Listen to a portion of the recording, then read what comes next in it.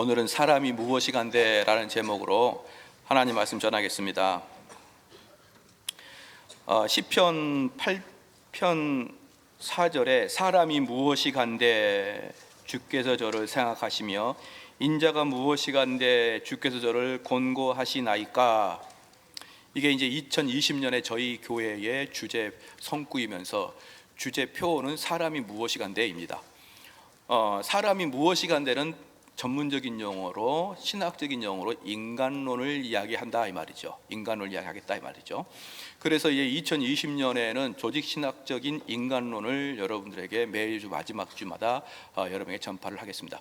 조직신학이라 그런다 그러면 처음에 신론이 있을 것이고, 그 다음에 신론이 있는 다음에 곧바로 인간론이 나옵니다. 인간론이 나오고, 인간이 타락했으므로 기독론, 그리스도의 기독론이 나오고, 기독론은 예수님은 우리를 구원하시기 때문에 구원론이 나오고, 구원을 받은 사람이 교회론이 나오고, 교회론 모여있는 사람이 나중에 종말론이 나오죠. 신론, 인간론, 기독론, 구원론, 교회론, 그 다음에 종말론, 이렇게 6개가 조직신학의 아주 뿌리 깊은 과목이에요. 그런데 그 중에서도 이제 제가 여러분에게 인간론에 대해서 쭉 한 1년 하다가 부족하면 2년까지 가는 것을 얼마든지 갈 수 있습니다. 2년까지 가서 인간론이 무엇인지를 여러분에게 말씀을 드릴게요. 우리 인간론이 대단히 중요합니다. 왜 그러냐 그러면 이 인간을 어떻게 보느냐에 따라서 그 다음에 구원의 문제, 그리스의 문제, 교회의 문제, 종말의 문제까지 전부 다 이 인간론의 근거를 해서 나오게 되거든요. 특별히 구원론의 문제는 인간을 어떻게 보느냐에 따라서 아주 직접적으로 구원론이 연관이 되는 것이죠. 그렇기 때문에 우리가 이제 이번 연도는 집중적으로 마지막 주에는 인간이 무엇인가에 대한 조직신학적 그 관점의 설교를 여러분이 좀 들으시기를 바랍니다. 그래서 좀 더 공부 같고, 그런데 또 재밌는 게 뭐냐 그러면 이 세상 사람들은 하나님을 여러분 모르지 않습니까? 하나님을 모르고 이 세상 사람들은 인간만을 알기 때문에 이 세상의 최대 관심은 인간이에요. 그러니까 이 인간론을 이야기하게 되면은 교회에서 말하는 인간론과 세상에서 말하는 인간론이 같이 비교가 될 것입니다. 그렇기 때문에 오늘도 좌판이 우판이 사회적인 용어가 나올 거예요. 그렇기 때문에 너무 예민하게 받아들이지 마시고 잘 그 설교 단상에서 왜 주일날 저런 설교를 하나라고 분명히 나올 겁니다. 그러나 이것은 성경의 인간과 세상의 인간론을 비교해야만 여러분이 하나님 말씀하는 인간이 뭔지를 알며 하나님 말씀하는 인간이 알아야 자연스럽게 구원으로 넘어갈 수 있거든요. 자, 요것을 모르는 상태에서 그냥 있으면 안 된다. 그래서 제가 좀 부담스럽지만 제가 이야기하려고 하는 거예요. 그렇기 때문에 좀 기분 나빠도, 또 어떤 사람들은 속이 후련해도 잘 들어보시면은 기독교의 인간이 무엇인지를 알게 될 것입니다. 이 인간이 중요하다는 것은 이 세상에서 철학이 꼭 핵심적으로 밝히고자 하는 게 바로 인간이 무엇인가예요. 인간이 무엇인가라는 문제는 다른 말로 인간은 어떻게 살아야 되느냐, 또는 인간은 어디서 와서 어디로 가느냐, 이게 다 포함된 것이에요. 인간이 무엇이냐라는 문제죠. 플라톤은 그의 스승에 대한 책을 대화록이라는 책으로 썼습니다. 여러분, 예수님도 책 한 권 쓰지 않았고 소크라테스도 책 한 권 쓰지 않았어요. 그런데 이 플라톤이라는 제자가 소크라테스를 쓸 때 뭐라고 썼냐 그러면, 자기를 알기 위한 지혜를 추구하기 위해 무던히도 애쓰는 사람을 소크라테스라 이렇게 표현했습니다. 그러니까 자기 자신을 알기 위해서, 즉 인간론이죠. 그렇죠?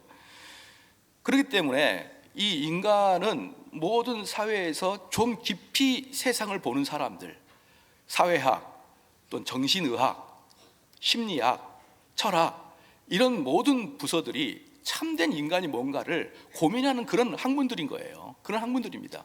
그렇기 때문에 이 인간이 무엇인가라고 정의하는 게 얼마나 중요하냐 이 말이죠. 그런데 이게 문제가 뭐냐면, 그 중요한 인간이 교회에서는 조직신학적으로 가르쳐지지가 않아요. 조직신학적으로 가르쳐지지 않는 뜻이 뭐냐면, 체계적으로 가르쳐지지 않고 듬성 나오니까 사람들이 개혁교회 인간론 딱 머리에 들어와 있지 않다는 것이죠. 그럼 딱 머리에 들어와 있지 않으니까 네이버를 보면 이 말이 같고, 유튜브를 보면 이 말을 같고, 페이스북 보면 이 말 같은 거예요. 체계가 없으니까. 그렇기 때문에 오늘은 좀 그걸 좀 볼 거예요.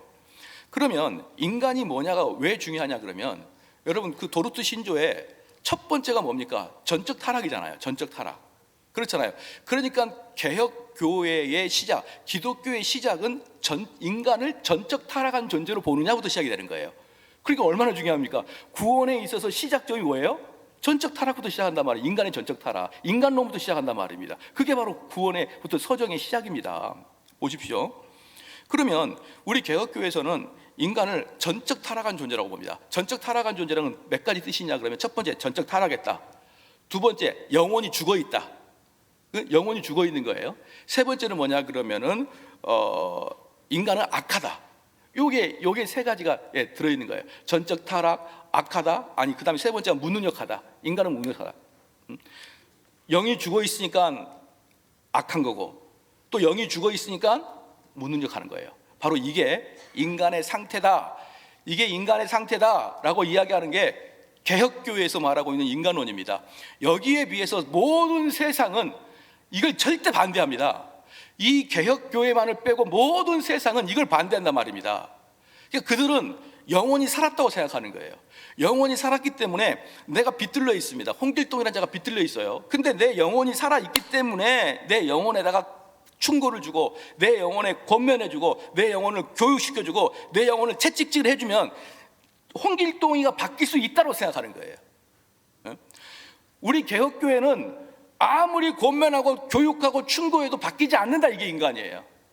근데 이 개혁교회가 아닌 다른 모든 세상은 적절한 권면, 적절한 교육, 적절한 충고는 사람을 바꿔낼 수 있다고 생각하는 것입니다.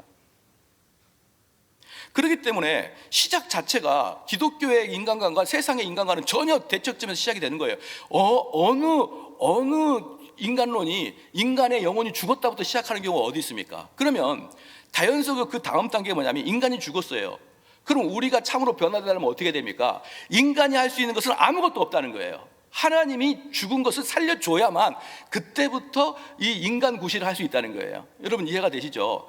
그러면 이 세상 예수님을 떠난 어떤 체계와 학문이 우리 영혼이 죽었고 그 영혼을 살리기 위해서는 이름 모를 신이 살려줘야지만 그 인간이 인간다운 구실을 할 수 있다, 이렇게 이야기하는 체계가 어디 있겠냐고요.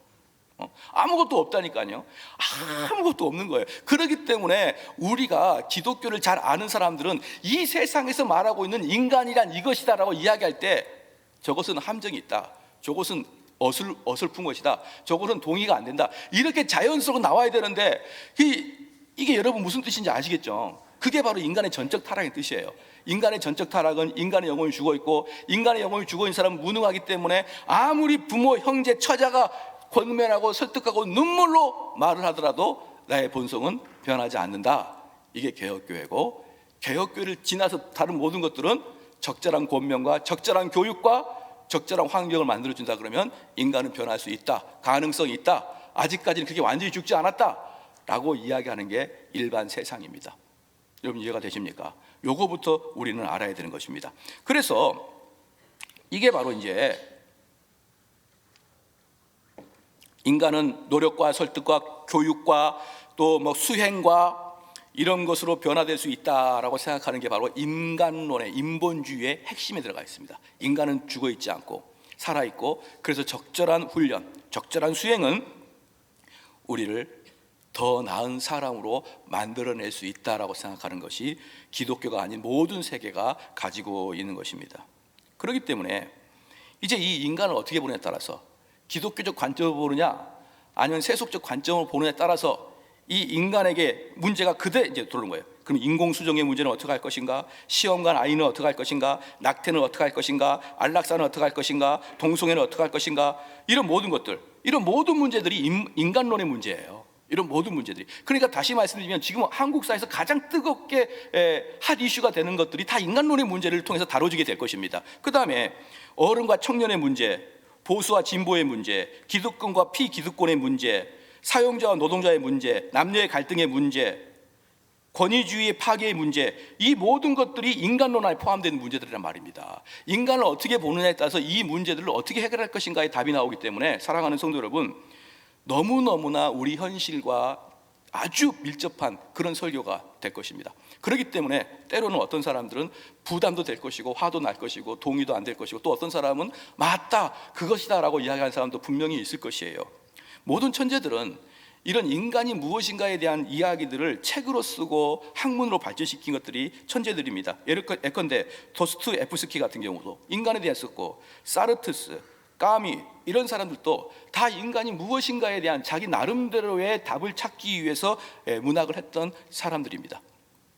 그러면 이제 본격적으로 이 세상에서 말하고 있는 인간론을 두 가지를 말하고, 그 다음에 기독교가 말하고 있는 인간론을 말할 텐데, 이것이 시간이 지나면 중간에 제가 멈출 거예요. 이 세상에는 인간을 두 부류로, 대충 크게 뭐 여러 가지가 있지만 크게 보면 두 부류로 봐요. 첫 번째가 관념론이고 두 번째가 유물론입니다. 첫 번째가 관념론이고 두 번째가 유물론이에요. 관념론이 뭐냐 그러면 인간의 육체가 중요한 게 아니라 인간의 영혼, 인간의 정신이 중요하다는 것이죠. 예를 들어 한번 보면 간단합니다. 우리 집은 정말 형편없이 못 살아요. 그리고 뭐 개천입니다. 그런데 인간 홍길동이가 정신이 바짝 차려가지고 열심히 노력하고 공부하면은 그 환경을 얼마든지 극복하고 이길 수 있는 게 인간 아니겠습니까? 그렇기 때문에 인간은 이런 환경보다 더 중요한 게 우리의 정신세계, 영적인 상태, 이것들을 훨씬 더 중요하게 여기는 것이 관념론이에요. 여기에 반해서 유물론은 뭐냐 그러면 그렇지 않다. 인간은 물질의 산물이라는 것이죠. 물질의 산물이다. 여러분 한번 보십시오. 우리 이 치아가 물질이고 우리의 몸도 물질이잖아요. 물질이란 말이에요. 근데 만져지는 게 물질이야. 다 몸뚱아리가. 한번 보십시오. 제가 정말 주님을 위해서 헌신하는 그런 목사고 선교사라고 칩시다. 제가. 그런데 헌신하는 자인데 충치가 엄청 아파가지고요. 뭐 신경이 너무너무 지금 예리하게 지금 아프고 있거든요. 그렇게 해서 이 치아를 빼야 돼. 그럴 때는 선교사고 목사고 없습니다. 그럴 때는. 무슨 말인지 알겠죠? 내가 아무리 숭고한 마음을 가져도 내 몸이 아프고 내 몸이 어려움이 당하면 이 숭고한 가치관도 떨어지게 돼 있는 거예요. 그렇지 않습니까? 그렇기 때문에 마르크스주의가 이야기하고 있는 게 뭐냐 그러면 인간의 몸뚱아리에 의해서 우리의 정신도 좌지우지 될 수 있다라는 게 유물론의 사상 중에 하나예요.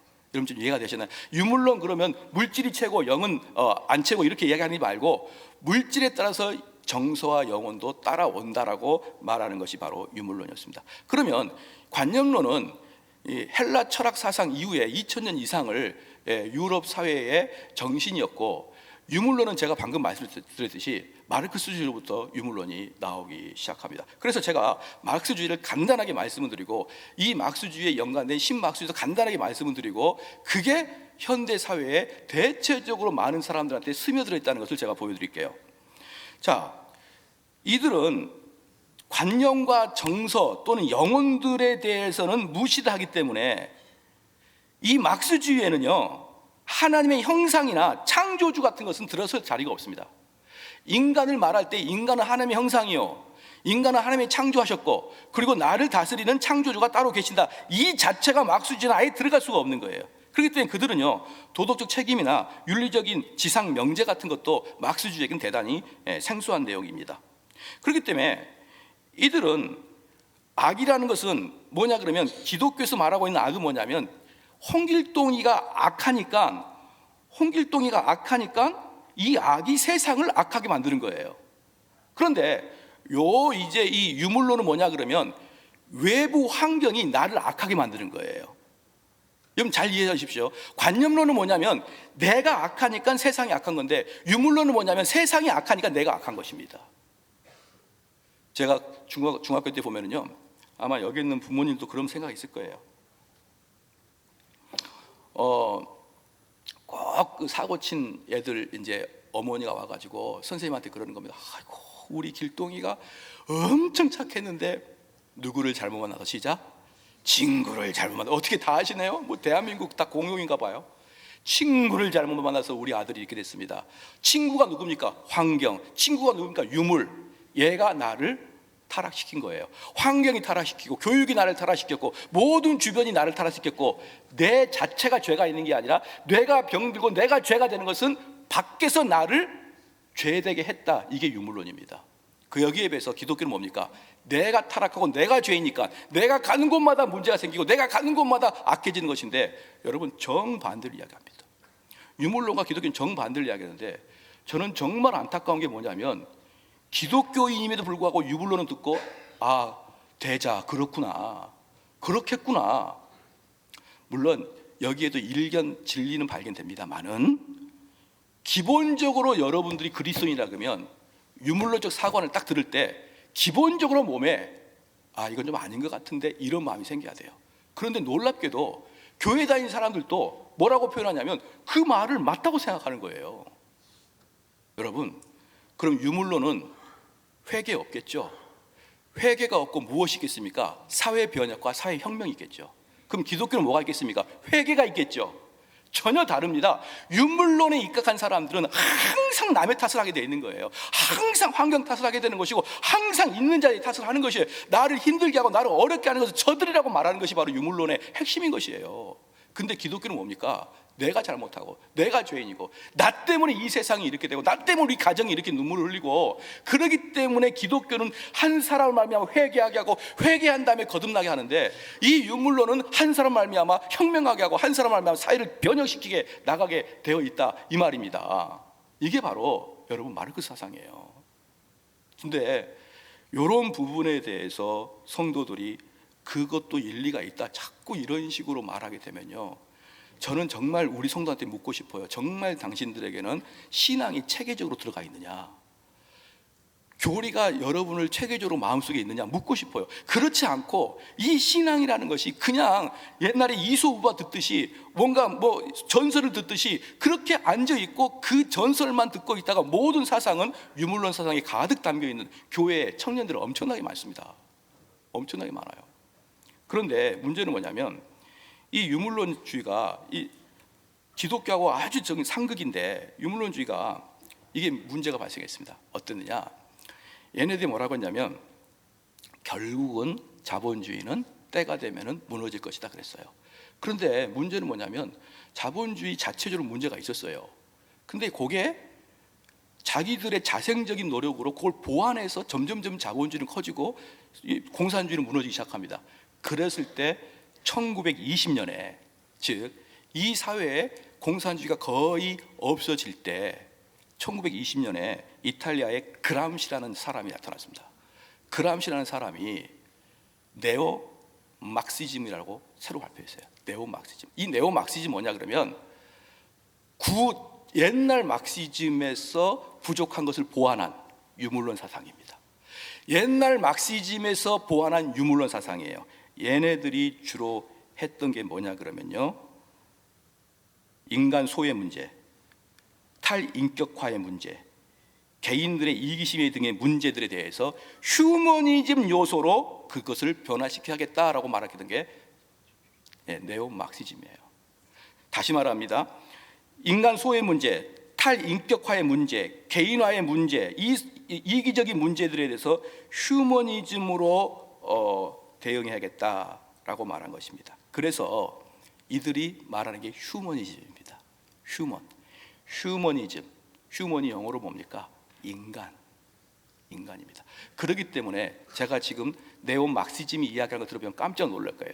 이들이 주로 주장하면서 결국은 유물론을 끌고 가고 결국은 공산주의로 끌고 가려고 하면서 그들이 외쳤던 도구가 뭐였냐면 평등, 나눔, 인권, 소수자 인권, 이것들을 네오 막시즘 애들이 자기들의 트레이드마크로 삼았습니다. 그런데 보십시오. 평등이죠, 나눔이죠, 인권이죠, 소수자죠. 딱 들어보니까 뭡니까? 기독교하고 되게 비슷하죠. 그러니까 기독교에서 앞다투어 네오 막시즘을 자기 교회로 들어가는 경우가 엄청나게 많았습니다. 여러분 이게 지금 우리 한국 사회뿐만 아니라 전 세계의 싸움은 자유시장과 네오 막시즘의 싸움이에요. 그래서 여러분 착각하지 마십시오. 우리는 많은 사람이 나가서 인권을 외치고 많은 사람이 나가서 동성애에 대한 성소수자를 보호해야 된다, 이런 것들이 그냥 표를 얻기 위해서가 아니고 그들의 밑 근저에 깔려 있는 것은 네오막시즘이란 말입니다. 이러한 것들로는 여러분 세상이 개혁되지 않습니다.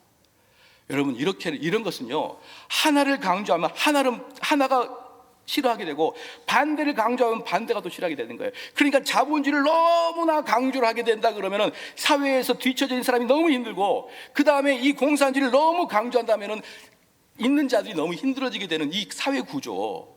그래서 말입니다, 이 세상의 인간론을 가지고 이 세상의 문제는 해결될 수가 없는 거예요. 여러분 믿으십니까? 이 세상의 가치관과 이 세상의 이론을 가지고는 인간의 문제를 절대로 해결할 수 없습니다. 어떤 아들이 있다면요, 어떤 엄마가 그런다고요.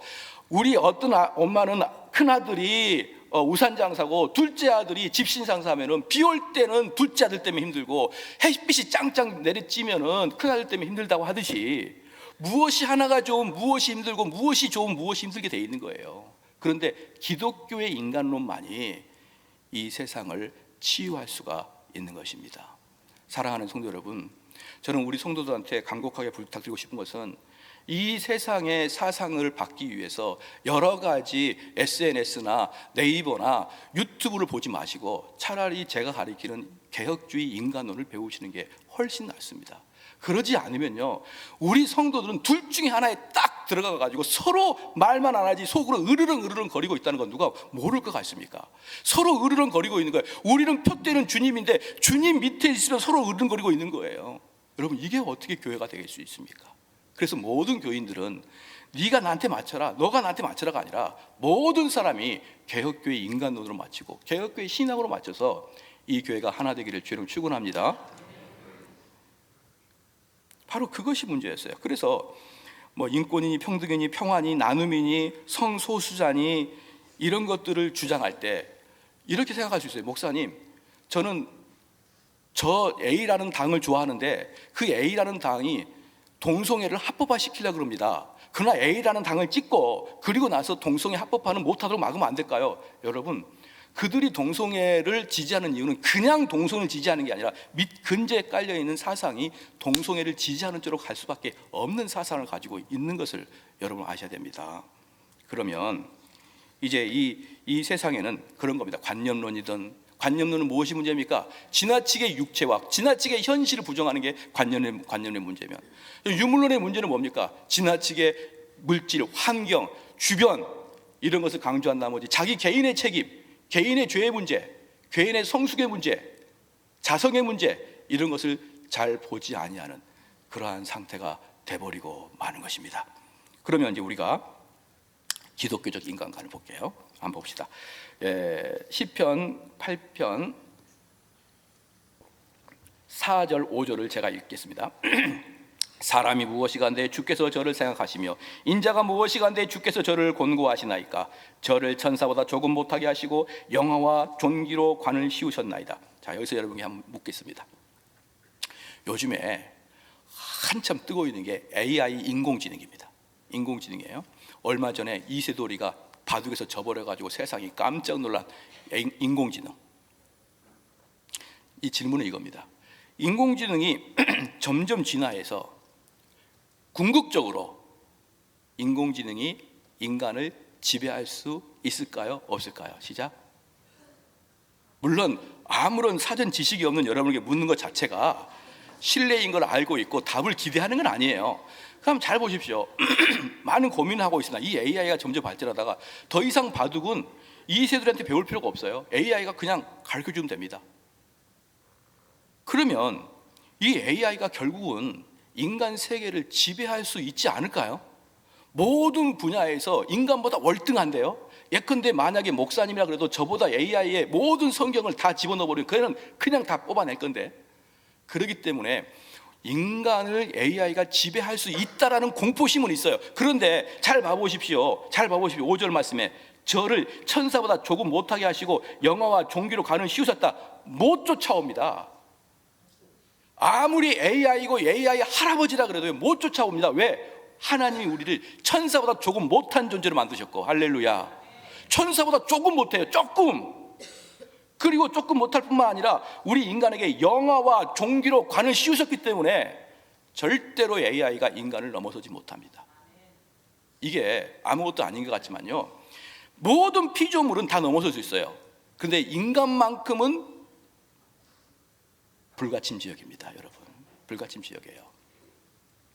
그렇기 때문에 그런 것은 너무 걱정하지 않으셔도 됩니다. 그렇기 때문에 이 부분을 아는 게, 어떻게 인간을 넘어서지 못하게 하느냐, 하나님이 그 장치를 심어주는 걸 제가 보여주려고 그래요. 어떻게 하나님이 인간이라는 선을 다른 피조물이 넘어서지 못하게 그렇게 경계를 줬느냐. 첫 번째는 뭐냐면, 인간은 피조물입니다. 인간은 이 개혁교회 인간은 첫 번째가, 인간은 피조된 인격체예요. 피조된 인격체는 뭐냐면요, 자율적이고 독립적이지 않고 오직 하나님에게 의존하는 존재라는 것이 바로 피조물이라는 존재예요. 하나님이 나를 창조했다. 사랑하는 성도 여러분, 하나님이 나를 창조했다라 끝나는 게 아니라, 하나님이 나를 창조하시고 나를 보존하시고 나는 하나님께 철저히 의존하는 존재, 이게 바로 피조물이라는 존재라는 뜻이에요. 느헤미야 9장 6절 말씀에 오직 주는 여호와시라, 하늘과 하늘들의 하늘과 이로의 성신과 땅과 땅 위의 만물과 바다 그 가운데 모든 것을 지으시고 그리고 다 보존하시나니. 할렐루야. 하나님은 모든 피조물을 보존하십니다. 그래서 지금도 하나님이 우리를 손을 놔버리면 우리는 보존해서 끝나버립니다. 제가 예를 한번 들어보겠습니다. 내가 옛날에 고등학교 때인가 대학 때인가 수업 듣다가 깜짝 놀란 수업이 있었는데, 우리 사람의 피를 한 줄로 연결을 시키면요, 지구 한 바퀴 반을 돈답니다. 여러분들은 안 놀라지만 전 놀랐어요. 이 핏줄, 우리 실핏줄 같은 거 다 연결을 시키면은 지구를 한 바퀴 하고 반을 돈대요. 그런데 그 핏줄이 뭡니까? 실핏줄, 머리카락만큼 가느다란 핏줄까지 다 연결을 시켜서 말이에요. 그 놀라운 건 뭐냐면, 뭐가 놀라웠냐? 지구를 한 바퀴 반을 도는데, 한 바퀴 반을 돌 때 펌프가 딱 심장 하나예요. 여러분, 뭐 MIT고 뭐 나사고 뭐 제일 좋은 기관에서 어떻게 펌프 하나로 여기에서 미국까지 물을 보낼 수 있습니까? 스티븐 받아라 쭉 어떻게 보낼 수 있습니까? 미국이 뭡니까? 일본에도 못 보냅니다. 어떻게 일본에다가 물을 한번 보냅니까? 그런데 우리 몸에는 꼭 손바닥만한 이 심장이 한번 눌러주면 지구를 한 바퀴 반을 돌아버려요. 여러분 안 놀래잖아요. 근데 이게 원래 놀라운 거거든요. 근데 아무도 안 놀래. 팍 누르면 한 바퀴 반을 돼. 근데 놀라운 거 뭐냐면 80년을 고장 없이 돌아요. 그리고 만약에 이걸 우리 인격이 이 해가지고 우리가 아침에 일어나서 작동기를 딱 돌리면 아마 저 같은 경우는 아차 작동 안 했다, 2시간 동안 죽어야겠다, 이렇게 많은 거예요. 그런데 우리 인간하고 협의도 하지 않고 80년 90년을 펌프질 하는데, 그 펌프질이 여러분 한 바퀴를 돌아보면 지구를 한 번의 펌프로. 그런데요, 그 실핏줄 하나도 막혀버리면 여러분 뇌졸중으로 쓰러져 버립니다. 실핏줄 하나도. 근데 그걸 누가 보호해줍니까? 거기 찌꺼기 하나 껴보십시오, 죽어요. 그런데 그걸 보호하시는 게 하나님인 걸 여러분 믿어지지 않나요? 하나님이 우리를 보호하시면 우리는 절대적으로 하나님께 의존하고 있고, 하나님께 의존하신 우리의 몸은 하나님이 절대적으로 안전하게 우리를 죽을 때까지 보호하고 있다는 거 여러분 믿으십니까?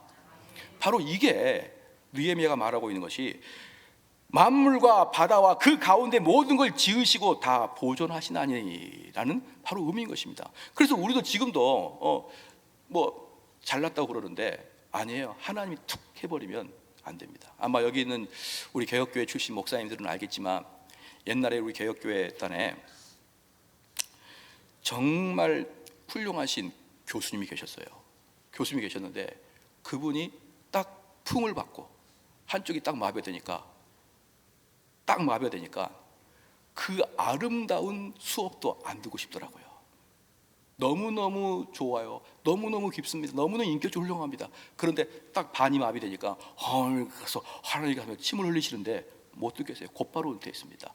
하나님께서 우리를 잠시만 잡아버리면, 하나님께서 우리를 잠시만 놔버리면 우리는 아무것도 못합니다. 그런데 우리가 잘났다고 소리질러 다니는 거예요. 지금 제가 여기서 소리질러도 잠시 하나님이 내 뇌에 18화를 딱 집으면 쓰러집니다.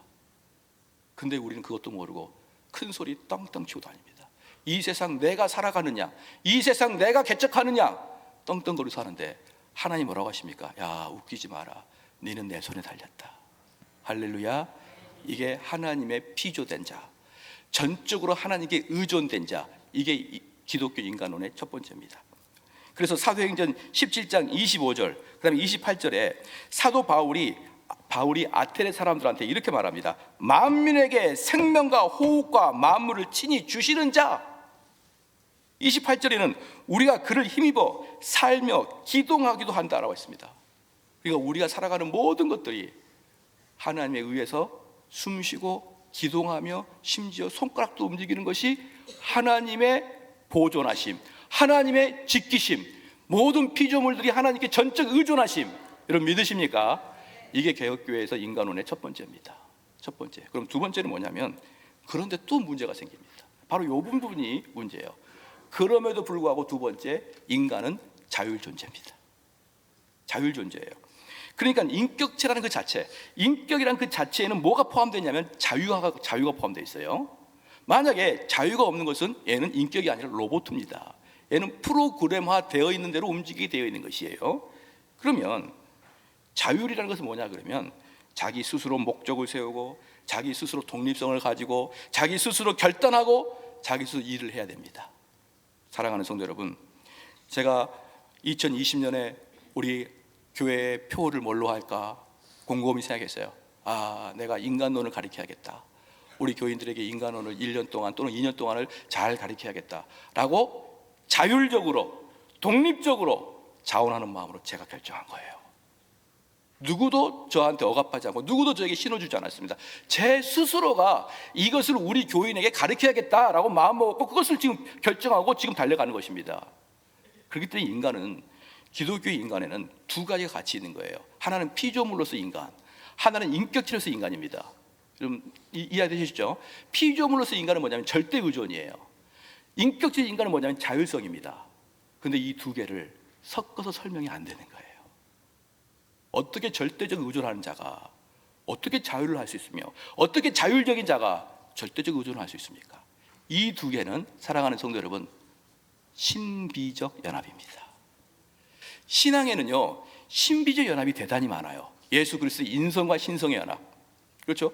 예수 그리스도의 삼위일체의 연합, 이게 모든 게 신비적 연합인데, 또한 신비적 연합이 뭐냐 그러면 우리 인간의 피조성과 우리 인간의 자율성의 연합이에요. 그렇기 때문에 개혁교회에서 말하는 인간은 뭐냐? 개혁교회에서 말하고 있는 인간은 피조된 인격체라, 이렇게 표현하면 됩니다. 할렐루야. 피조된 인격체. 근데 이것을 설명해낼 수가 없어요. 설명해낼 수가 없는 걸 신비라 그럽니다. 바로 그 신비라는 리미트가 밑에 있는 애들이 신비를 못 넘어오도록 하나님이 거기를 막아버린 겁니다. 할렐루야.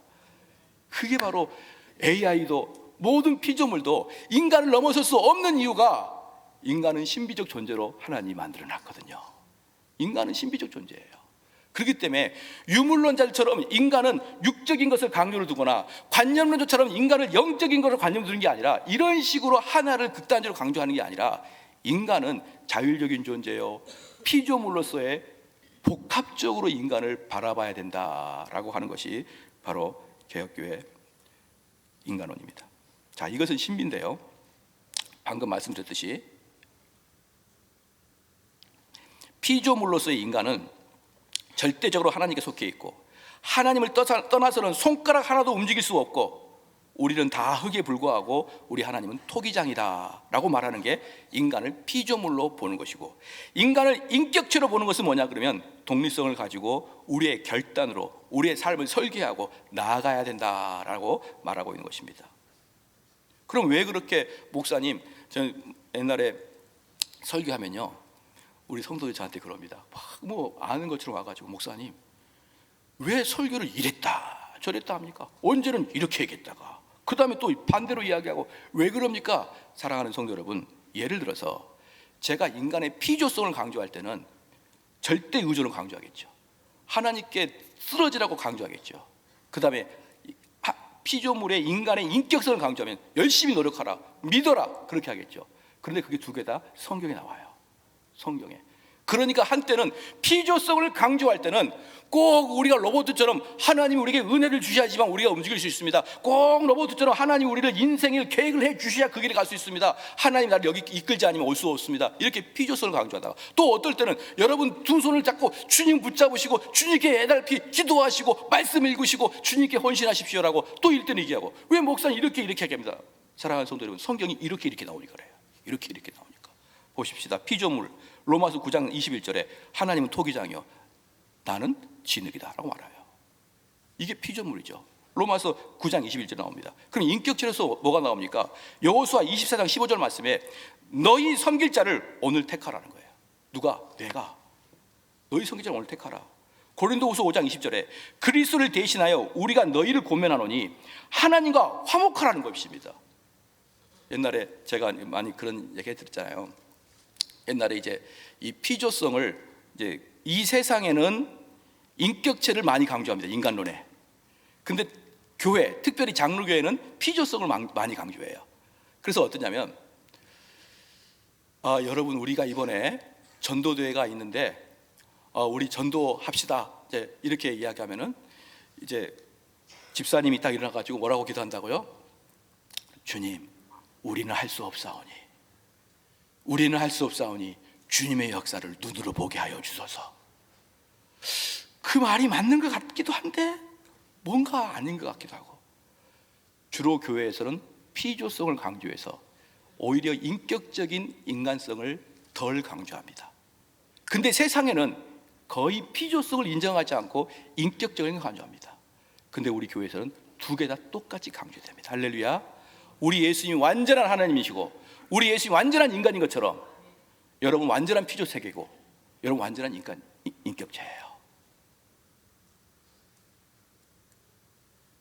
그래서 피조성을 이제 인격체를 거부하는 자들, 우리 교회 안에서 인격체를 특별히 거부하는 자들은 주로 어떤 신앙에 빠지냐면 운명론에 빠집니다. 운명론. 우리 딱 집에 들어가서 여러분 아내나 남편을 딱 봐봐요. 아내나 남편. 그러면서 그 아내나 남편을 딱 이렇게 손을 잡고 노래를 불러줘요. 우리 만남은 우연이 아니요. 여러분 그 꼭 찬송가 같지 않나요? 왜 그러냐면 교회는 피조성을 너무 많이 강조해서 그래요. 여러분 부부끼리 만나면 운명이 아닙니다. 운명이 아니에요. 부부의 만남은 운명이 아니에요. 우리 만남은 우연이 아니요. 운명이 아니에요. 부부의 만남은 내가 선택한 것입니다. 여러분 아시겠습니까? 만약에 그때 내가 이 사람 아니고 저 사람을 선택할 수 있어요. 이게 개혁교회 인간론입니다. 이게 우리 만남은 우연이 아니요, 이것이 교회에서 나온 노래가 아니라 일반 세상의 가요잖아요. 그렇기 때문에 일반 세상의 결혼과는 운명의 이야기를 하게 됩니다. 그런데 이게 교회 안에 들어와서 예정론과 섞여버려가지고 부부관계를 운명론으로 보는데 그렇지 않습니다. 부부는 선택하는 것이고, 그럼 선택할 때 어떻게 해야 되느냐? 우리 아직 미혼들 잘 들어보십시오. 가만히 그 사람을 쳐다봐요. 가만히 쳐다보고 일단 연봉을 계산하란 말입니다. 연봉을. 왜 연봉을 계산을 안 하고 결혼하시냐고요. 그 힘들게 연봉 계산하고 성격도 체크를 하시란 말인데, 저 성격이 무슨 짐승 같은 성격인지를 자세히 보고 그 사람의 가문도 좀 보란 말입니다. 가문도 여러 가지를 보고, 신앙 보고, 성격 보고, 중요한 연봉 보고, 그리고 여러분 선택하면 돼요. 그리고 그 선택에 대한 책임을 지면 됩니다. 할렐루야. 왜 아멘이 또 줄어들어요? 아니 그렇게 하시라니까. 그러니까 첫눈에 반해가지고 첫눈에 반했어요. 찌릿찌릿해요. 그럼 감전돼 죽어요. 나중에. 잘 들어봐요. 처음에 딱 그 사람 보고 내가 이 사람과 결혼하게 되면, 여러분 부모님들 중에 정말 부모님들 중에 아내와 어머니와 남편, 아버지가 둘이 앉아가지고 식탁에 앉아가지고 밥 먹기 전에 두 손 모고 여보 정말 당신을 사랑해, 이런 부부가 누가 있어요? 이런 부부가 어디 있습니까? 손 대면 아우 덥다 더워 이러면서 손 치우는 거 아니에요? 그렇기 때문에 결혼하면은 우리 만남은 이런 거 안 해요. 그냥 형제끼리 살아요 그냥. 근데 잘 들어보십시오. 결혼하면 다 그렇게 되는 거예요. 다 나는 예외가 아닙니다. 전부 다 그렇게 되는 겁니다. 그렇기 때문에 눈물 찌릿찌릿해가지고 결혼하지 마시기를 주님 축원합니다. 왜 대답을 안 해? 축원합니다. 정확하게 신앙 보고, 정확하게 성격 보고, 정확하게 연봉 보고, 직업 보고 딱 그리고 결혼하십시오. 그리고 그 책임을 여러분이 스스로 지십시오. 그의 모든 것에 대한 책임은 내가 져야 됩니다. 그게 바로 인간의 피조물과 인간의 인격을 자꾸 혼동하는 사람들이 하는 말이에요. 특별히 교회 안에서 인간의 피조성만 강조하다 보니까 우리 만난 것은 운명이라든지, 운명은요 특징이 뭐냐? 운명에는 책임 묻지 못합니다. 운명은 벌 주지 못합니다. 왜? 로봇인데 로봇한테 어떻게 책임을 묻겠습니까? 우리 사랑하는 성도 여러분, 기독교의 부부는 운명의 만남이 아닙니다. 동의하시죠? 기독교의 만남은 내가 선택하는 것입니다. 내가 선택해서 가장 선택을 잘하려고 그러면 성경 열심히 공부하고 열심히 부모님과 협의를 해가지고 이 사람이 좋습니까 안 좋습니까 다 판단해가지고 결국 이 사람은 나를 두들겨 패지도 아니할 것이고 나에게 그냥 찬밥 주지도 않을 것이고 우리 집이 무너져가지고 거적되게 해서 재우지 않을 것 같고 책임 있고 그렇다. 그럼 그 남자랑 결혼하시면 돼요. 그 남자랑. 그리고 결혼 끝나고 신혼여행 갔다 오면 형제 자매가 됐다는 걸 금방 느낄 거예요. 우리는 더 이상 뜨거운 관계가 아니고 그냥 차분한 그런 관계가 되는구나. 그걸 느끼게 될 것입니다. 이게 바로 인격체를 거부한 피조물만을 강조하는 교회에서 주로 이루어진 것입니다. 그러면 딱 하나만 제가 더 말씀을 드리고 이제 마칠까 해요. 피조된 인격성을 좀 더 이제 응용을 해보겠습니다. 이제 이 응용이 상당히 뒤에 많은데 제가 요거 첫 번째만 말씀을 드리고 다음 주에 제가 다음에 말씀드릴게요. 죄의 기원, 죄의 시작이 뭐냐 이 말이에요. 요 인간의 피조성과 인격성을 잘 모르면 꼭 이런 질문합니다. 목사님, 그 사자를 강하게 이야기하면 안 된대요. 목사님, 왜 그러세요? 왜 하나님은 인간이 죄를 질 걸 알면서도 인간을 만들었나요? 또 좀 더 이제 온유한 사람들은 목사님, 왜 아담이 선악과를 먹을 걸 알면서도 꼭 선악과를 만들었나요? 이렇게 이제 자기들이 뭔가 똑똑한 것처럼 막 질문하는 사람이 1년에 2명 정도로 꼭 나오거든요. 그런데 이것은 인간의 피조성과 인격성을 몰라서 그러는 거예요. 사랑하는 성도 여러분, 하나님이 인간을 사랑하셨죠? 그렇기 때문에 인간에게 인격성을 준 겁니다. 자, 인격성을 줬어요. 뭘 줬습니까? 시작. 자유를 준 거예요. 자유를. 인격성 이꼴 자유입니다. 그래서 아담아, 여러분 우리 아내 남편 얼마나 보기 싫어요. 남편 예쁜 사람 손 들어봐요. 없잖아요. 남편 튀튀해가지고 너무 보기 싫어요. 그러면 말도 안 듣죠. 집에 갔다 오면은 뭐 맨날 빨래는 설거지.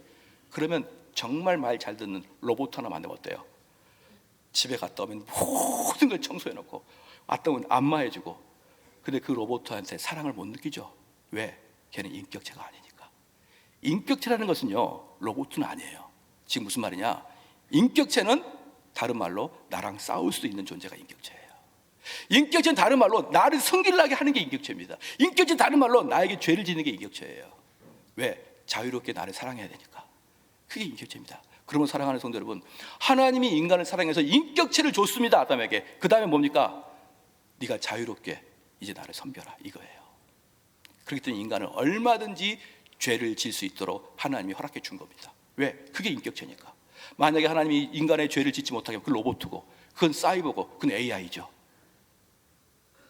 그렇기 때문에 여러분이 죄를 지면, 내가 죄를 지면 하나님이 내 인격성 때문에 나를 책벌합니다. 그러나 문제는 뭐냐면 선악과를 딱 따잖아요. 홀때 딸 때 이 손의 힘은 누가 줬을까요? 시작. 하나님이 줬단 말이에요. 하나님이. 그러니까 뭐냐 그러면 내가 죄를 짓는 순간에도 하나님을 의존하고 죄를 짓습니다. 내가 선을 베푸는 순간에도 하나님의 섭리를 의존하고 하는 거예요. 그렇기 때문에 뭐랑 똑같냐면 하나님이 주신 힘으로 아담은 사탄을 섬기는 겁니다. 남편이 벌어다 준 돈으로 다른 남자한테 선물을 사주는 거예요. 하나님은 참을 수가 없습니다. 그걸. 사랑하는 성도 여러분, 우리가 오늘 하나만 봤습니다. 우리 기독교 인간론 중에 하나만 봤어요. 뭘 봤습니까? 죄가 어떻게 들어가느냐. 죄의 시작은 하나님이 줬느냐, 하나님 방치했냐, 그 개념이 아닙니다. 죄의 시작은 다른 말로 인간에게 자유가 있다는 뜻이에요. 인간에게 자유가 있다는 뜻은 뭡니까? 하나님이 인간을 사랑했다는 뜻이에요. 자발적으로 하나님을 섬기는 것을 하나님이 기뻐합니다. 시스템으로 섬기는 거 말고 자발적으로 섬기는 걸 기뻐합니다. 근데 우리는 그 자유를 가지고 하나님이 주신 힘을 가지고 하나님을 대적합니다. 사람들이 그럽니다. 야, 예수가 어디 있어? 야, 하나님이 어디 있어? 그 손가락 힘 누가 준 겁니까? 시작. 하나님이 주신 거예요. 하나님이. 그 하나님이 주신 손가락으로 예수가 어디 있어? 그러는 거예요. 그 찾아가가지고 입으로 막 예수님 공격하는데 그 입의 힘은 누가 줬습니까? 다 하나님이 주신 거예요. 이게 피조물은 하나님께 전적으로 의존하는 것이고, 그렇지만 인간만큼은 모든 피조물과 다르게 인간의 자율권을 주시고 인간의 인격성을 줬으므로 우리 인간은 자기의 모든 것을 책임져야 됩니다. 할렐루야. 그래서 죄를 지어도 죄에 대한 책임을 져야 되죠. 또 열심히 공부했으면 열심히 공부한 대가도 받아요. 그걸 나쁘게 생각하면 안 됩니다. 열심히 노력해서 공부 열심히 하십시오. 쭉 공부한 다음에 전교 1등 하십시오. 그럼 얼마나 좋습니까? 열심히 노력해서 돈 많이 벌세요. 얼마나 좋습니까? 자기가 노력하는 만큼 벌어들이고 노력하는 만큼 성취하는 거예요. 기쁨으로 받아들인 것이고, 대신에 자기가 진 죄는 자기가 책임져야 돼요. 젊은 사람에게 제가 말씀드릴게요. 젊은 사람들 잘 들으십시오. 젊은이들이요, 잘 들으십시오. 여러분이 지금 젊었을 때 지나치게 남봉꾼처럼 놀면 하나님은 그걸 여러분의 인격적으로 생각해가지고 대대로 갚을 겁니다. 어떻게 갚으냐 그러면요, 이 사람은 지나치게 남봉꾼이에요. 그랬더니 젊어서 많은 자매들을 사귀었던 것이죠. 그러니까 이 사람 마음속에 뭐가 있냐 그러면, 야, 얼굴 좀 반반 애들은 못 믿어. 얼굴이 좀 반반한 애는 못 믿어요. 그리고 자꾸 눈을 돌려서 다른 남자 흑기먹고 보는 사람 못 봐. 전애들 분명히 나랑 결혼하면은 또 다른 놈한테 바람 피우겠다 이런 생각이 들어가지고, 이 남봉꾼은 어떤 자매랑 결혼하게 되면 얼굴은 별로 안 이쁘지만 자기를 이렇게 쳐다봐주는 자매랑 결혼을 해요. 그러면 두 가지가 다 되죠. 이 여자는 바람도 안 피울 거고, 그리고 나만을 생각해줘요. 그리고 대인관계가 많아가지고 막 밖에서 놀고 다니면은 또 뭐 여보 나 동창회 나가 이렇게 할까봐 나만을 쳐다보고 나만과 대인관계를 갖는 그런 사람이랑 결혼합니다. 결혼하고 보니까 스토커야. 여러분, 그렇게 해서 평생을 골탕 먹입니다. 하나님께서 그렇게 해서 평생을 골탕 먹여요. 그 다음에 그것을 넘어서면 자녀들이 또 나와요. 똑같은 애가 곱하기 2가 나와요. 평생을 합니다. 자녀가 이제 정신 차려가지고 딱 시집장가 갔습니다. 그랬더니 풍이 딱 맞았어요. 여러분, 그렇게 하면서 내가 젊었을 때 수많은 지었던 죄를 하나님은 하나씩 하나씩 우리에게 다시 갚아줍니다. 그게 바로 인격죄예요. 그렇기 때문에 그럼 목사님, 내가 지금까지 지었던 죄는 어떡합니까? 몰랐잖아요. 그러니까 이제부터 죄 짓지 마시고 이제부터 하나님께 회개하십시오. 내가 그러한 죄를 정말 모르고 지었나이다. 하나님 용서하여 주십시오. 내가 다시는 그러한 죄로 빠지지 않겠습니다. 이게 바로 개혁교회 인간이 해야 될 일입니다. 할렐루야. 인격적 하나님은 보상도 주시고 책벌도 주시고, 이게 인격인 거예요. 기도하시겠습니다.